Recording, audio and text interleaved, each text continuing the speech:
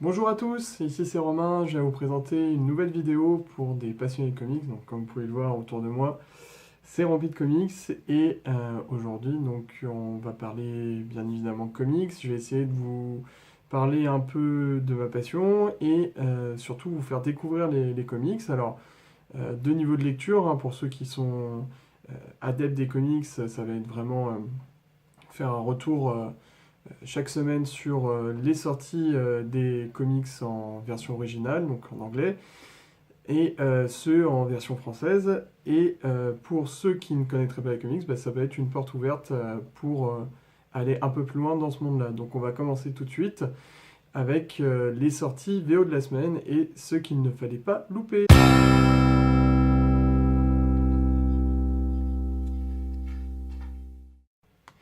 Alors cette semaine, du beau monde, il y a pas mal de choses qui sont sorties et moi j'ai retenu quelques comics à vous présenter, donc trois rapidement.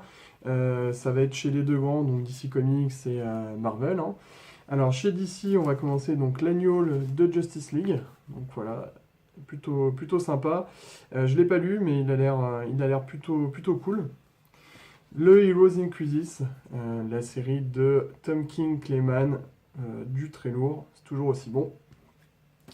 Ensuite, il y a le fameux numéro 400 de Doctor Strange. Donc ici, c'est la variante cover de High Dungeon variante de Frank Miller, donc couverture alternative. C'est pas mal du tout, franchement, allez-y. Bien que j'étais pas fan de la série Doctor Strange à présent, ce numéro, il est vraiment pas mal fait.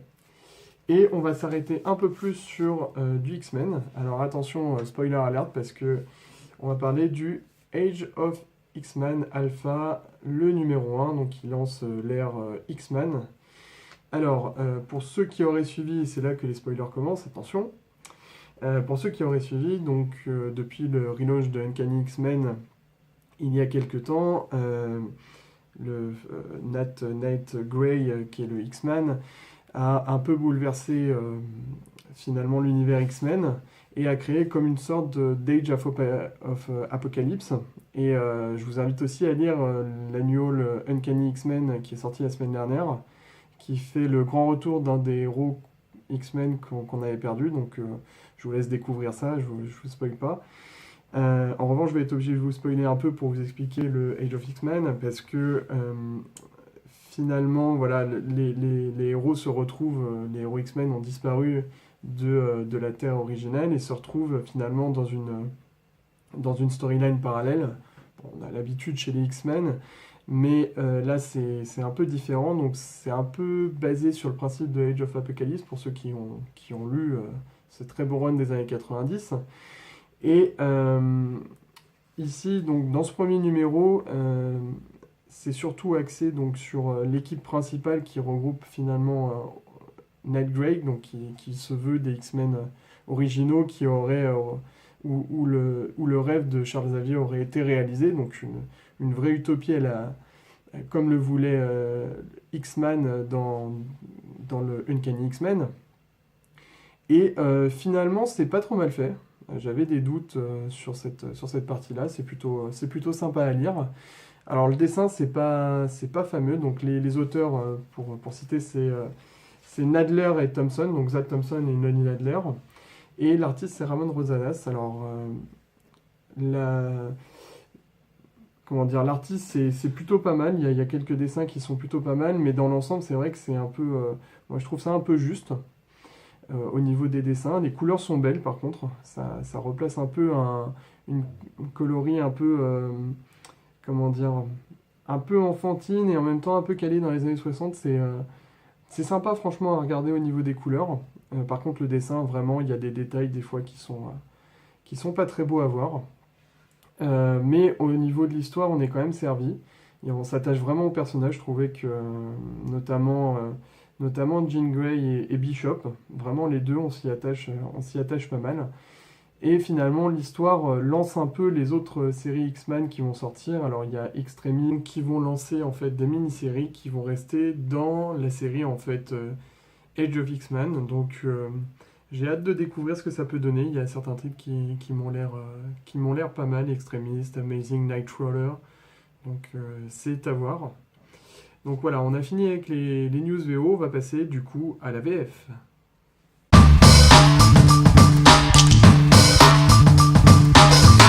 Alors la VF, il y a eu quelques sorties, moi je vais m'arrêter sur deux choses qui m'ont bien fait kiffer ces derniers jours, franchement.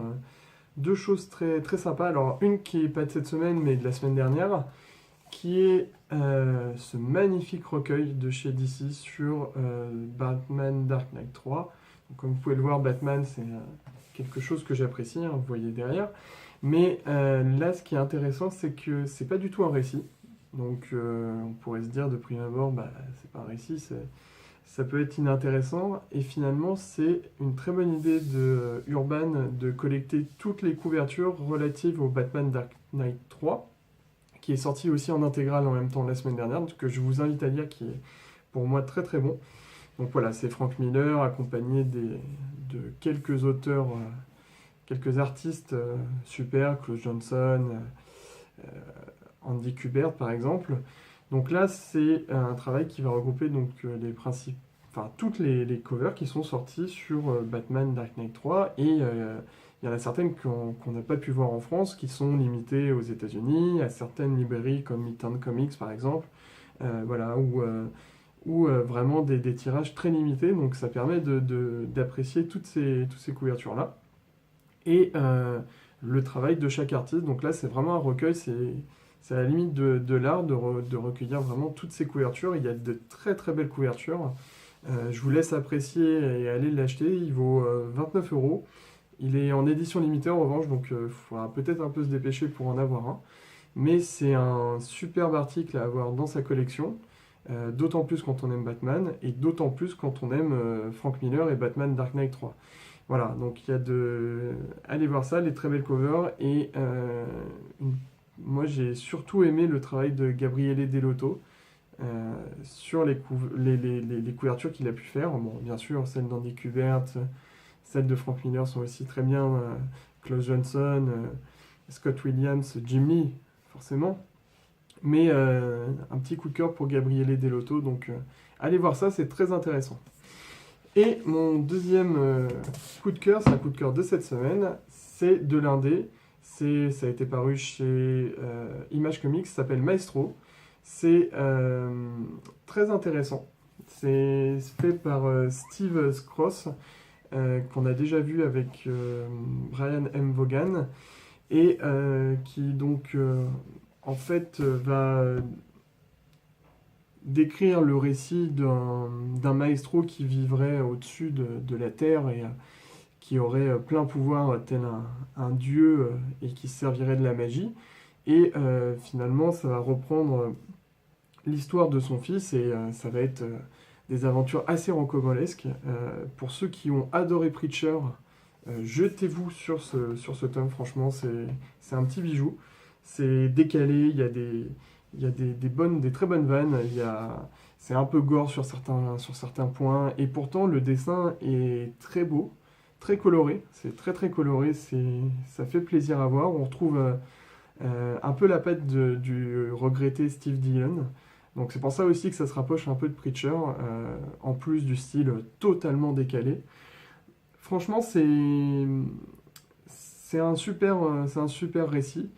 Vous allez être surpris, c'est vraiment très bon. Donc allez-y, c'est publié par iComics. Et donc comme je l'ai dit, ça a été publié précédemment en VO chez Image Comics. Et si vous aimez la magie, ça va vous plaire. Voilà. Donc on va passer tout de suite aux sorties de la semaine prochaine. Il y a pas mal de choses. Alors chez DC Comics, il y a la suite du très bon Green Lantern de Grant Morrison et de Liam Sharp. Donc à suivre, franchement c'est du très bon. Batman 64 aussi. Chez Image Comics, il y a la suite de Prodigy de Mark Millar. Voilà, ça c'est une bonne série. Je ne l'ai pas encore lu, j'en ai que des très bons échos.